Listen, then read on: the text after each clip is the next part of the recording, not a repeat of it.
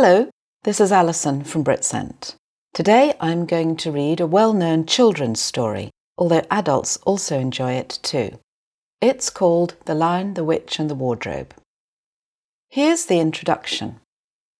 The Lion, the Witch and the Wardrobe, a story for children by C.S. Lewis. To Lucy Barfield.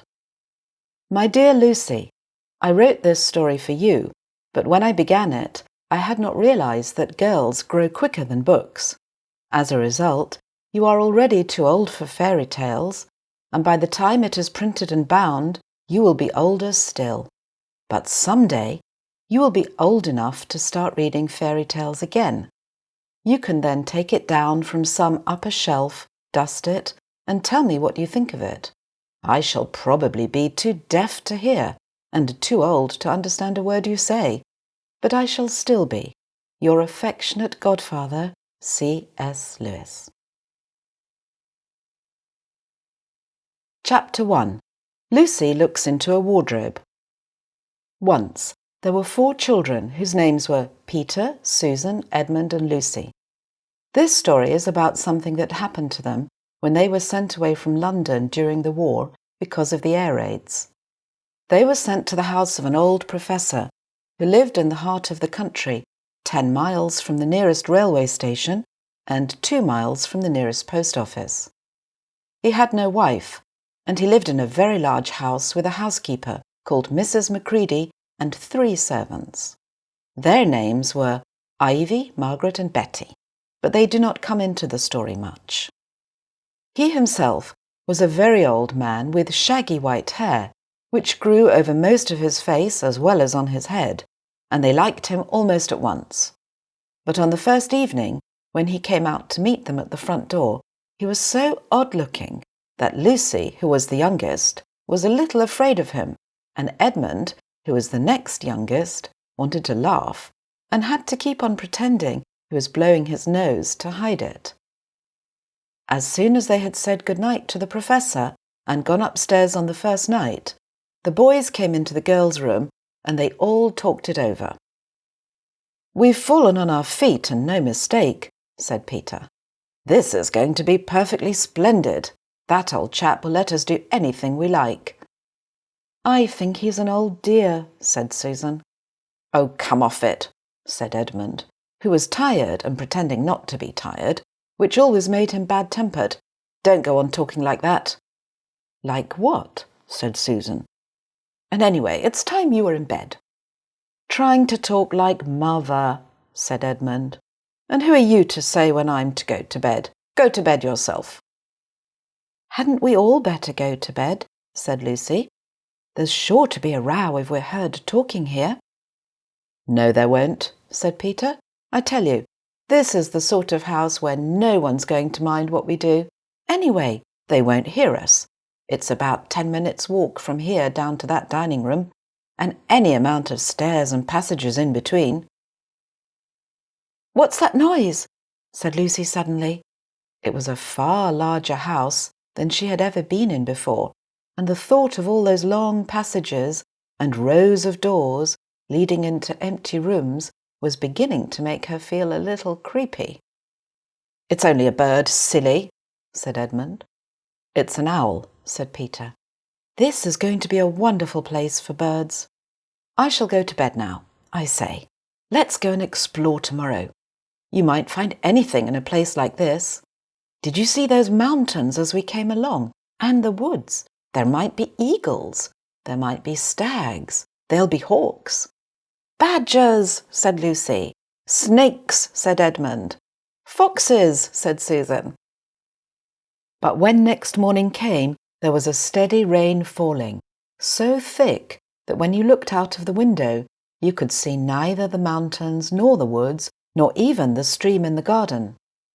"Of course it would be raining," said Edmund. They had just finished breakfast with the professor and were upstairs in the room he had set apart for them, a long, low room with 2 windows looking out in one direction and 2 in another. "Do stop grumbling, Ed," said Susan. 10 to 1 it'll clear up in an hour or so, and in the meantime we're pretty well off. There's a wireless and lots of books." "Not for me," said Peter. "I'm going to explore in the house." Everyone agreed to this, and that was how the adventures began. It was the sort of house that you never seemed to come to the end of, and it was full of unexpected places. The first few doors they tried led only into spare bedrooms, as everyone had expected that they would. But soon they came to a very long room full of pictures, and there they found a suit of armour. And after that was a room all hung with green, with a harp in one corner.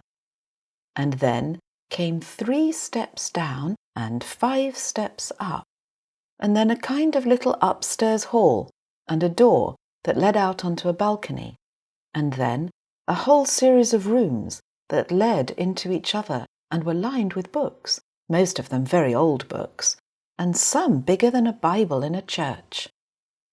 And shortly after that, they looked into a room that was quite empty, except for one big wardrobe, the sort that has a looking-glass in the door.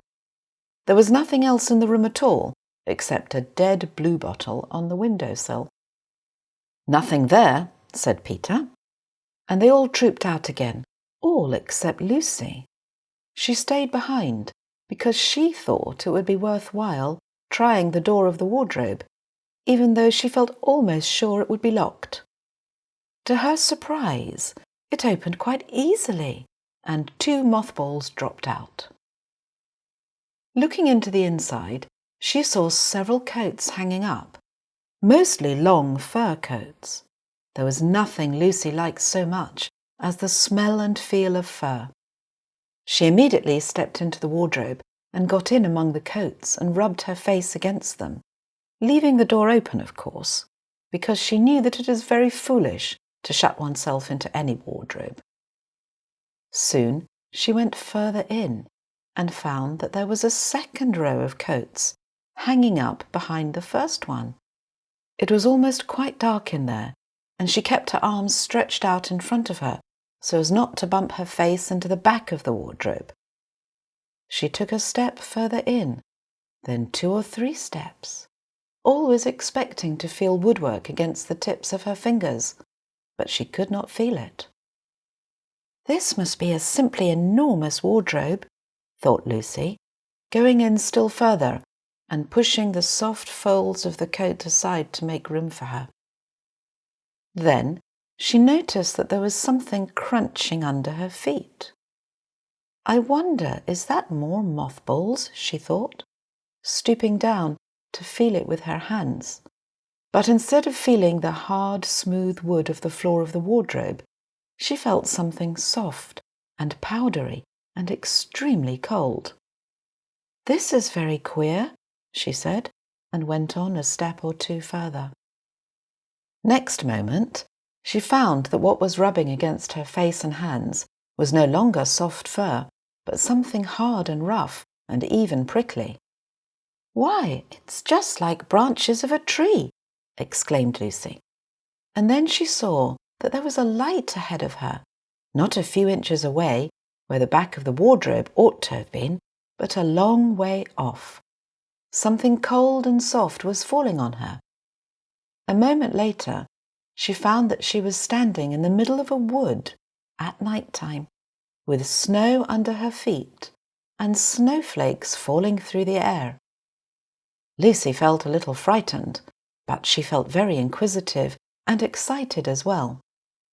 She looked back over her shoulder, and there, between the dark tree trunks, she could still see the open doorway of the wardrobe and even catch a glimpse of the empty room from which she had set out.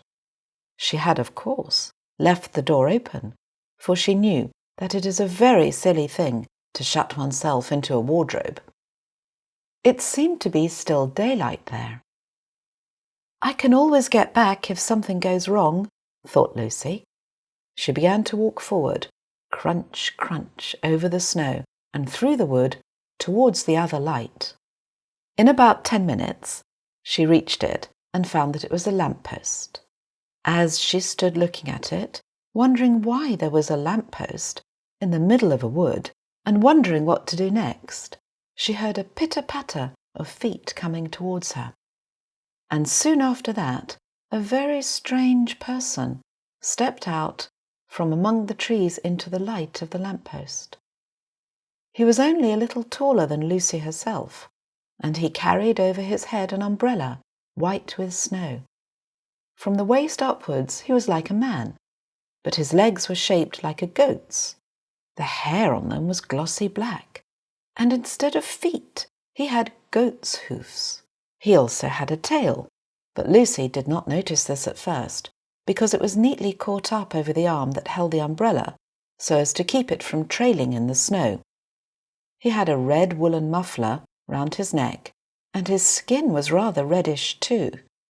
He had a strange but pleasant little face, with a short pointed beard and curly hair, and out of their hair there stuck 2 horns, one on each side of his forehead. One of his hands, as I have said, held the umbrella. In the other arm he carried several brown paper parcels. What with the parcels and the snow, it looked just as if he had been doing his Christmas shopping. He was a faun, and when he saw Lucy, he gave such a start of surprise that he dropped all his parcels. "Goodness gracious me!" exclaimed the faun. That is the end of chapter 1.